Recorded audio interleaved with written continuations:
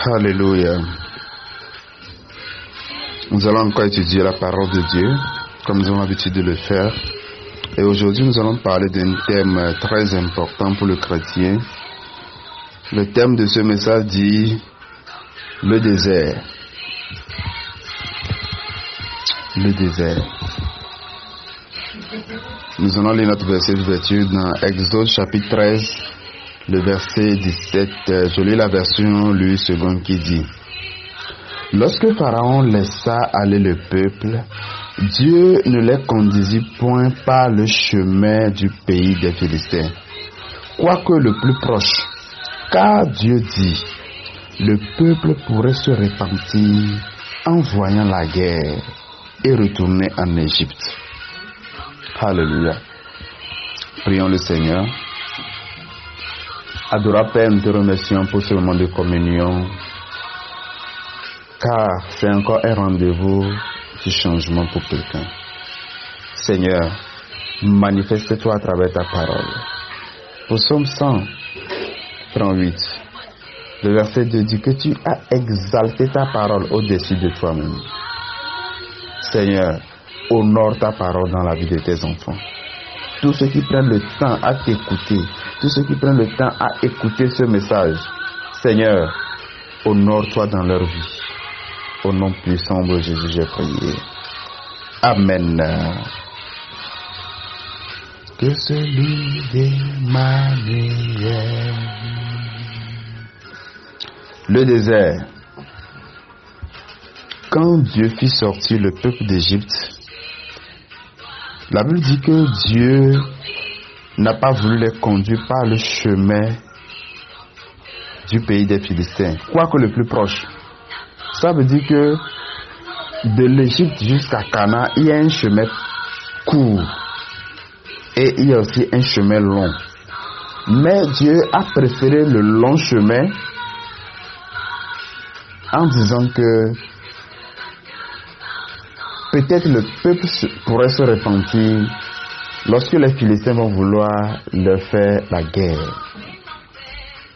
Mais quand vous remarquez un peu, vous allez voir que le chemin qu'ils ont finalement emprunté, ce chemin aussi les a fait faire la guerre.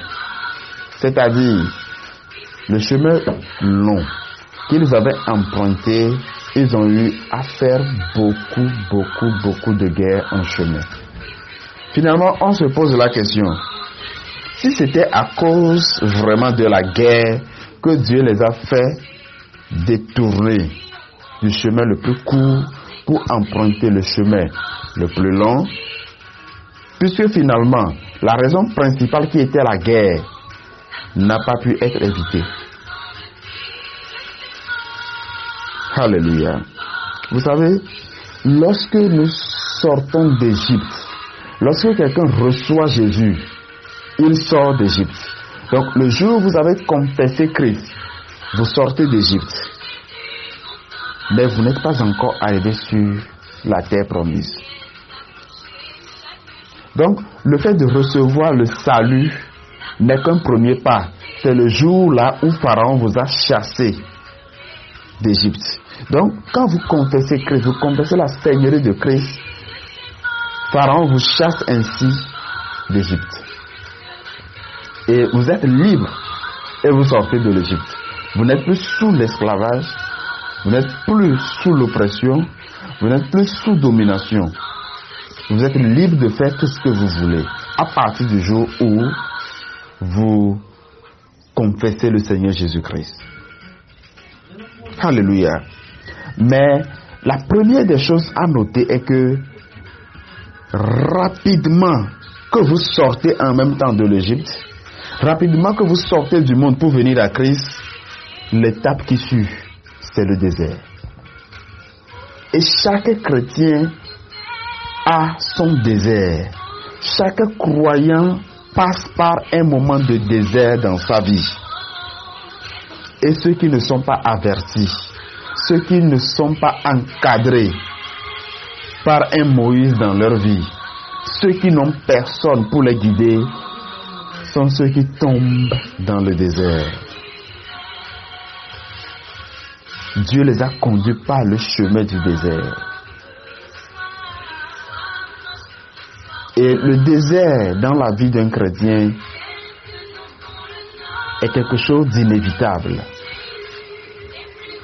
Peu importe les dîmes que vous faites à l'église, les offrandes que vous donnez et les prémices, peu importe comment vous soutenez l'œuvre de Dieu avec vos sous, vous avez votre désert à traverser. Et dans le désert, il y a 10 fléaux qui empêchent d'arriver sur la terre promise. Donc, entre l'Égypte et la terre promise, il y a un espace à traverser. Cette traversée s'appelle le désert. Donc, le jour où vous recevez le Seigneur Jésus-Christ, vous donnez votre vie à Christ. Vous avez le salut en vous, certes, mais il reste maintenant la traversée à faire. Il faut quitter l'Égypte et marcher jusqu'à arriver sur la terre promise. Dieu était avec eux. Dieu marchait avec eux. Il a dit, je marcherai moi-même devant vous. Mais plusieurs sont tombés dans le désert. Plusieurs n'ont pas réussi à atteindre Canaan. Il y a un premier fait sur lequel j'aimerais attirer votre attention. Vous allez voir que lorsque le peuple était sorti d'Égypte, l'Égypte les a poursuivis. Il y a 2 catégories d'Égypte avec lesquelles le peuple devait dealer. La première catégorie, c'est ce que la Bible appelle les ramassis. Dans la Bible, il y a une catégorie de personnes qu'on appelle ramassis. C'est-à-dire, lorsque le peuple était en train de sortir d'Égypte, il y a certaines personnes qui n'étaient pas israélites, mais qui étaient égyptiens. D'autres étaient en Égypte, mais pas égyptiens d'origine. C'était aussi des étrangers en Égypte. Donc, il y a cette catégorie de personnes qui n'étaient pas descendants de Jacob, mais qui ont dit, nous allons vous suivre, nous allons faire un avec vous pour adorer votre Dieu. Parce que nous avons vu comment Dieu a fait, votre Dieu a fait des prodiges en Égypte. Nous ne voulons plus rester chez Pharaon, nous voulons vous suivre. Donc, il y a certaines de ces personnes-là. Vous allez voir que cette catégorie de personnes avait péri à Sinaï. Lorsque Moïse était monté sur la montagne pour recevoir les 10 commandements, c'était cette catégorie de personnes qui avaient obligé Aaron à leur faire un veau d'or. Donc, la Bible les appelle les ramassis. Ce n'étaient pas des Israélites, mais plutôt un message de peuple qui avait souhaité suivre le peuple de Dieu. Et cette catégorie de peuple, ou bien de personnes qui étaient parmi le peuple de Dieu, les suscitait à toujours retourner en Égypte, les encourageait à vouloir retourner en Égypte. Et premièrement, Dieu a eu à traiter leur cas. Moïse leur avait demandé, si vous voulez adorer le veau d'or, allez du côté gauche. Si vous voulez adorer Dieu, allez du côté droit. Et ces ramassis eux-mêmes se sont mis à part. Ils se sont distingués du peuple de Dieu. C'est de la même façon lorsque vous venez à Christ et il y a ces ramassis dans votre vie. C'est-à-dire, il y a certains amis que normalement vous devez abandonner, mais que vous acceptez. Et ces amis cherchent toujours à vous ramener dans votre case de départ. Ce sont ces personnes qui vont toujours vous encourager à prendre une bière ensemble. Ce sont ces personnes qui vont toujours vous encourager à mener une vie de débauche. Ce sont ces personnes qui vont toujours vous encourager à se comporter comme vous le faisiez avant. Ce sont les ramassis. Ce sont ce type de personnes qui seront dans votre vie et seront une occasion de chute pour vous. ils seront aussi là pour vous juger. Ah, n'est-ce pas toi qui s'est converti la dernière fois? Ah, toi tu dis que tu es devenu chrétienne, hein? Mais finalement, il n'y a pas de différence entre toi et nous. Nous tous, nous souffrons dans le désert. Vous voyez? C'était les mêmes personnes qui posaient la question aux enfants d'Israël. N'est-ce pas votre Dieu qui vous a sorti d'Égypte? N'est-il plus capable d'être avec vous? Voilà que votre leader Moïse, il est mort. Il est parti sur la montagne, ça fait déjà 40 jours. Il serait probablement mort. Il ne reviendra plus. Ce sont les ramassis qui chuchotent ce genre de paroles dans vos oreilles. Ils vous découragent dans votre marche dans le désert. Alléluia. Et donc c'est la première catégorie d'Égypte qui les avait poursuivis. La deuxième catégorie d'Égypte qui avait poursuivi les enfants d'Israël, c'était Pharaon et son armée. Pharaon et son armée symbolisent les batailles spirituelles, les conflits spirituels auxquels nous aurons à faire face lorsque nous devenons chrétiens. Ce n'est pas facile, ce n'est pas parce que vous êtes sauvé que vous n'aurez plus de tentations dans votre vie. C'est plutôt lorsque vous donnez votre vie à Christ que les tentations commencent, que les batailles commencent dans votre vie. Quand vous étiez dans le monde, Satan ne vous combat plus. Personne ne combat quelqu'un qui est dans son propre camp. Donc, quand vous étiez dans le camp de Satan, il n'a pas de temps à perdre son énergie sur vous. Mais le jour où vous sortez, Pharaon et son armée commencent par vous poursuivre. Et vous devez appliquer la foi pour vous retrouver de l'autre côté du Jourdain, de l'autre côté de la mer Rouge, pour que l'ennemi ne puisse pas vous attraper, pour que l'ennemi ne puisse pas vous ramener dans votre case de départ. Lorsque la peur vous anime, comme le peuple avait fait, avait commencé par murmurer: ah, Dieu, tu es où? Où est Moïse? Nous allons le lapider. Nous devons lapider Moïse parce que tu nous as amenés ici pour que Pharaon vienne se moquer de nous. Lorsque vous commencez par tenir des propos comme ça, Pharaon va vous rattraper et vous ramener là où vous étiez. Mais lorsque vous tenez ferme, inébranlable, Dieu a dit à Moïse: étends ta main, fends la mer et dis au peuple d'avancer. Étends ta main. Vous ne devez pas, à cause du peuple, à cause de l'armée de l'ennemi, commencer par paniquer. Et quand vous analysez les deux types d'Égypte, vous allez voir que il y a l'un qui est physique, l'autre qui est spirituel. Les ramassis étaient physiques. C'est le symbole des combats physiques que vous devez avoir. Parfois vous devez affronter vos parents. Parfois vous devez affronter vos amis. Parfois vous devez affronter vos professeurs. Affronter votre femme. Parfois même vos enfants. Et parfois, vous devez savoir que la bataille n'est pas que physique.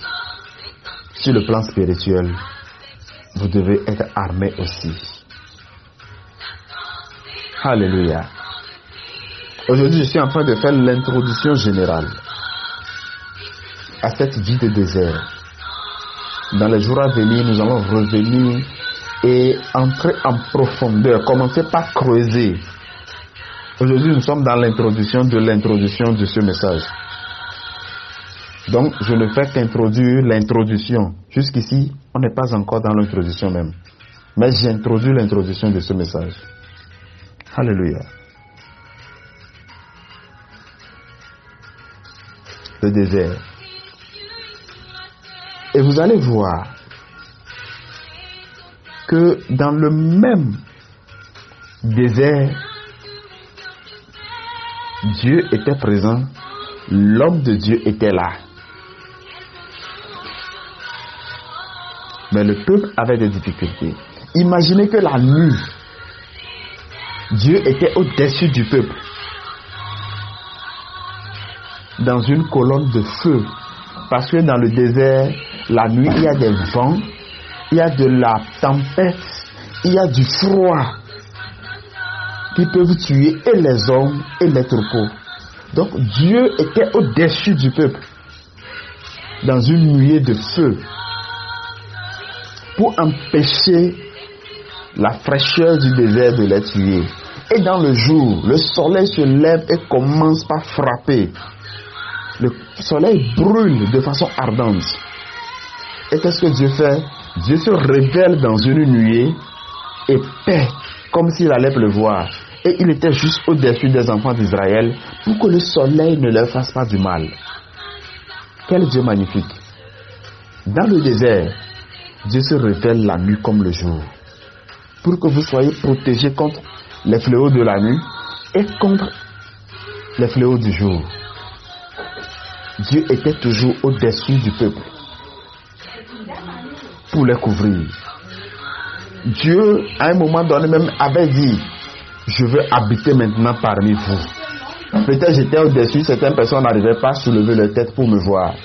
Maintenant, je vais descendre et être au milieu de vous. Mais ce peuple avait toujours péri.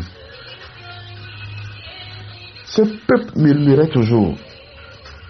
Vous savez, je me suis toujours posé la question, pourquoi parfois ils murmurent? Et je me suis aperçu que la première fois qu'ils avaient murmuré, c'était à cause de l'eau. Après avoir traversé la mer Rouge et qu'ils ont commencé par murmurer, c'était à cause de l'eau. Ils avaient manqué d'eau, ils avaient marché 3 jours et il n'y avait plus d'eau. Et la seule rivière, ou bien le seul fleuve qu'ils ont trouvé, c'était Mara. L'eau était amère, impossible de boire une eau amère. Ce peuple a commencé par murmurer. Et je me suis dit, pourquoi Dieu les a laissés pendant 3 jours sans boire? Et l'Esprit de Dieu m'a dit, sans le jeûne et la prière, tu ne peux pas traverser le désert.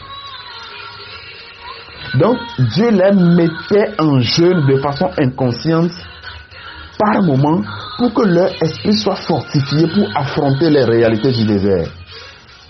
Il y a certaines personnes qui ne jeûnent pas. Imagine que Dieu même leur impose un jeûne de 3 jours. Vous savez, quand vous n'avez pas d'eau à boire, vous ne pouvez même pas manger. Donc c'est ce que Dieu faisait avec eux. Parfois Dieu les laisse pour qu'ils soient affamés un peu, pour qu'ils soient assoiffés, pour qu'ils jeûnent, afin que leur esprit soit fortifié. Parce que quoi? La nourriture remplit le ventre et donne de la force à la chair.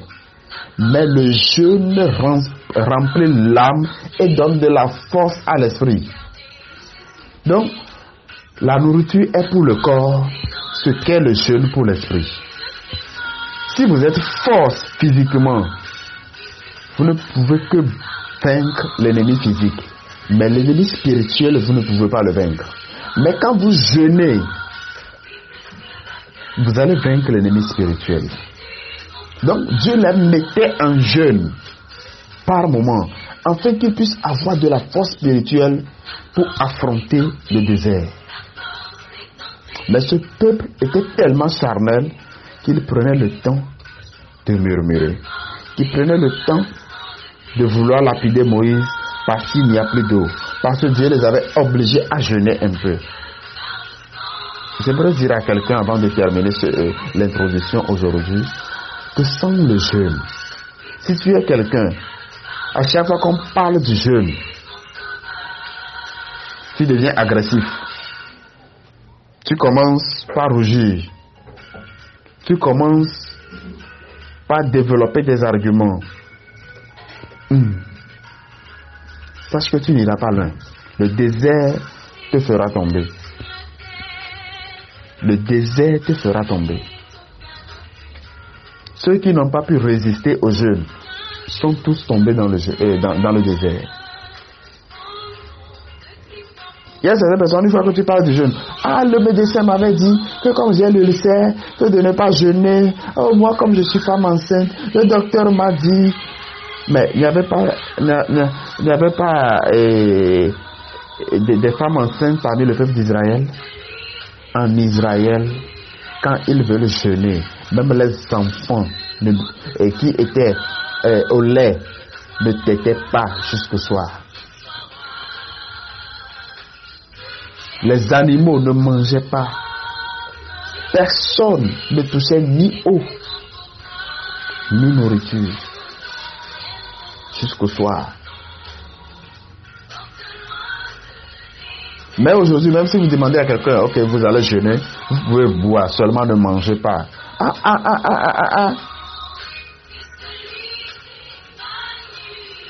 La personne commence à devenir aigrie, à vous raconter des histoires. C'était depuis mon enfance, quand j'étais au cours primaire, que l'ulcère avait commencé. On a été à l'hôpital. Le docteur m'a dit de ne jamais jeûner dans ma vie. Alors là, lorsque tu auras des problèmes spirituels, retourne voir le même docteur pour qu'il te soigne. Moi, on m'a amené chez des gens pour les guérir, pour des problèmes mentaux, des problèmes de folie et autres. La personne dit non, que lui ne veut pas jeûner. Pasteur, il faut jeûner à ma place, s'il te plaît. Pasteur, il faut jeûner à ma place. Certains même sont prêts à payer pour que le pasteur jeûne à leur place. Mais si moi je jeûne, je serai encore fort spirituellement. Toi, tu seras toujours faible. Je ne gagne rien si tu ne jeûnes pas, ou bien si tu jeûnes. Donc, de toute façon, ça n'a rien à voir avec le pasteur. Peu importe l'argument que vous allez développer, c'est vous qui êtes dans la situation. Et sachez que tant que vous ne jeûnez pas, vous allez périr dans le désert. C'est pourquoi certains meurent dans leur maladie. Certains meurent stériles. Certaines personnes meurent pauvres. Certaines personnes meurent dans des conditions vraiment lamentables, dans la souffrance, dans l'oppression. Parce que dans le désert de leur vie, ils ont préféré murmurer contre Dieu au lieu de jeûner. Je prie que le Seigneur soit avec toi. Et s'il plaît à Dieu, demain nous allons commencer par voir les fléaux, les 10 grands fléaux du désert. Et comment les vaincre. Je prie que le Seigneur ouvre ton intelligence et que beaucoup de choses puissent changer dans ta vie au cours de cette nouvelle série d'enseignements que nous allons faire. Je prie aussi que l'ennemi spirituel, tout Pharaon et son armée qui est encore en train de te poursuivre dans ton désert pour te ramener en Égypte, je prie en tant qu'homme de Dieu que l'ange de l'Éternel résiste à Satan dans ta vie, résiste à tout Pharaon et son armée qui te poursuit encore pour te ramener sous l'oppression du diable. Je prie aussi que tout mauvais ami à côté de toi qui t'amène toujours à retourner dans ton ancienne vie, à retourner faire ce que tu faisais avant, qui n'honore pas Dieu, je prie que ces amis se séparent de toi comme Moïse avait séparé les ramassis du frère peuple d'Israël le jour là sous le mont Sinaï. Que le Seigneur soit avec toi et que sa grâce te couvre. Au nom puissant de Jésus, j'ai prié. Amen.